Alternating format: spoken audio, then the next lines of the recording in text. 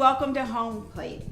We have with us today Christina and also Amy. Thank you guys so much. You've been so gracious in joining me in the kitchen this season. I really enjoy having you around. Our pleasure. It's so fun. Thank you. What we're going to do today is make a recipe that my aunt made for us every Friday. I had the privilege of actually reading some family thoughts at her funeral, my Aunt Nella, and this recipe actually made it in the thoughts at the funeral because you knew if you went to her house on a Friday, you'd have fried catfish, fried corn, and potatoes and onion, and that's exactly what we're going to make for you today.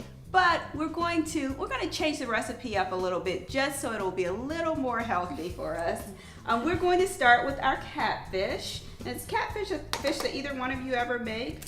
Honestly, I don't. You don't make catfish? No. So in order to start preparing our catfish, ladies, we need a wet and we need a dry.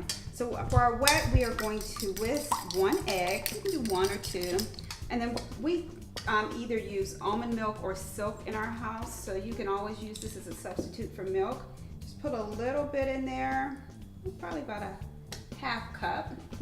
Then I season every step. So I'm going to do some black pepper, a little bit of salt, and then paprika. In the past couple of episodes, you've seen us use smoked paprika, but this is just regular paprika. You don't really need a smoky taste for the catfish. It has a great taste on its own. And really, I do the paprika just for color because when you get ready to make this fish, it doesn't look beautiful, and you want it to look beautiful because everyone eats with their eyes first. So we have that, and then often people will use another bowl, but I don't like to go that route. I just use a nice plastic bag, and then I put my dry ingredients in there.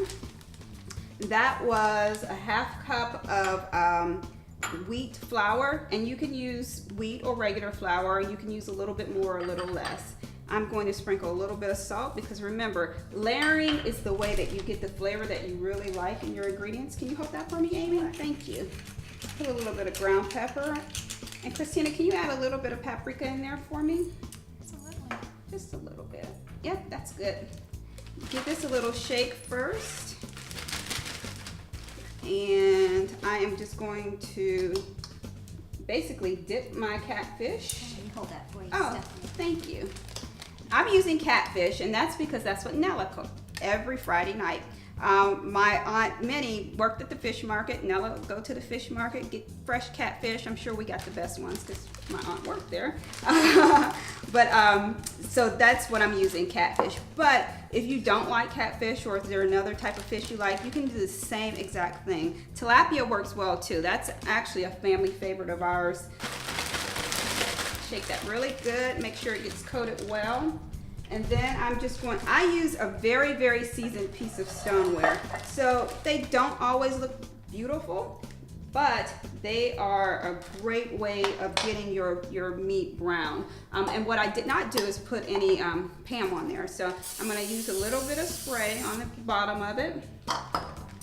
Then I will just put this back on here, lay my pieces gently here. And one thing that I've found that with my family members, a lot of time when I first started doing an oven fried catfish, they just really weren't into it. You know, if you're frying catfish, you're supposed to fry catfish.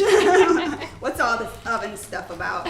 But so that's why I've learned a couple of tricks so when they see the catfish, they don't know if I fried it or not. But don't tell them that. Okay, put a little more breading on there, and then what I do at that point is I put more paprika on top. And paprika gives it more of a coating or more of a coloring to it. So you add that on top, and then here's the big secret. This is you put Pam, or you put your spray on top. Now it kind of blows the flour everywhere, but you make sure you know, just like your Amy, I don't want to get you all dirty. I'm gonna have you scoot back a little bit. You make sure that you get this all over your meat, and it actually glistens. And then before you take it out of the oven, sometimes you'll see a little dry spot. Spray a little Pam on there. It will be crispy and golden. Can't wait for you ladies to taste it. It looks great now. Such a great way to keep, just family recipes, but make them healthy. I like that. I really do. So Stephanie, what do you normally prepare with this? What I like to do, the same exact thing that my aunt did. She did a potato and onion. I'll just put on the stove top. Instead of using butter, I do use a little olive oil. And then I also do a fried corn. So let's start with the potato and onion first. They do not have to be perfect slices, and they can be actually larger slices of potato. So we just slice those up real easy. Amy, thanks so much for helping me out with these potatoes. And while you're doing that, I'm gonna add a little bit of olive oil to the pan. Probably about a 1/4 tablespoon. And then I will add my onions. Since we're putting everything here, it's fine. We've already washed these. And I use red potatoes. She would use yellow potatoes. I use red because you don't have to take the skin off. And whenever I can find something easy to do after work, that's what I always try to do. Absolutely. Yeah, isn't that the best thing? Yeah. We are going to just add a little bit of salt to that. Cracked black pepper. Pop this on the stove until it cooks down well, and it's all ready to go. So the last part of our meal, ladies, that Nella always did was she fried corn. And I hear that you guys have not had fried corn. That's like sacrilege. What is going on here?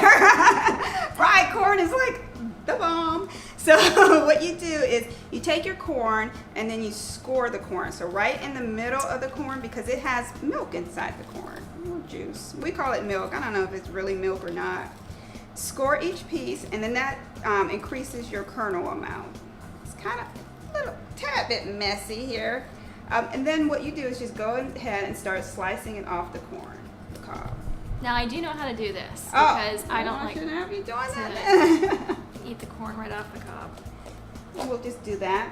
Then what I also do is after you get the cob completely clean, I actually scrape the cob down into a bowl, and that gives more that milk juice out of there. So we have our finished product here, and what I've added is a little bit of olive oil, salt, and black pepper. But what Nella would add to it is butter, salt, black pepper.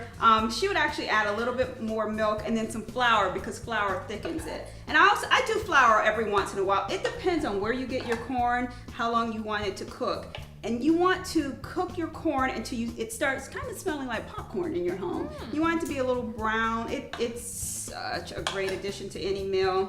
We eat this quite a bit, and I'm going to plate some up for you ladies. Yeah.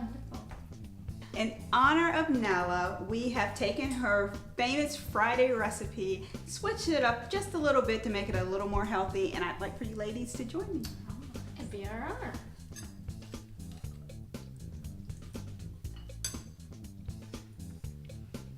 Amazing. Does it taste good? It tastes like it is fried. I know. No, it's baked. Try the corn. Make sure you guys try the corn since you've never eaten fried corn before. Oh my gosh. Is it good? So flavorful. Good. Well, again, thank you so much for joining me. Again, if you like any of these recipes, you can feel free to visit us at metromonthly.net. Thank you and have a great week.